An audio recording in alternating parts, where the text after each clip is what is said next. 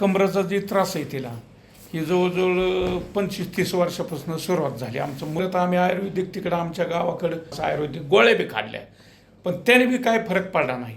मग आता ह्या 5-6 महिन्यात चालायचंच खुटलं. आता चालताना सुद्धा गेटमधनं आत यायचं म्हणलं तरी थोडं खाली वाकावं लागतंय. कटाळा आला, लय ताटल्यानं व्हायला लागलं की खाली असं वाकलं की आराम पडतोय बघा. मग परत 5-50 फूट चालायचं.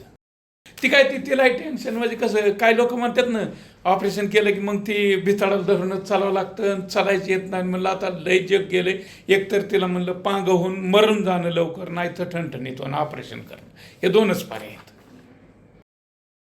आपल्या मंडळीला नवीन जीवदान दिलं म्हणून दुसरं काय नाही. 100% सक्सेस काय 100%, 110%, 100% नाही 110%. आम्ही 2 जिनं वर चढली ती.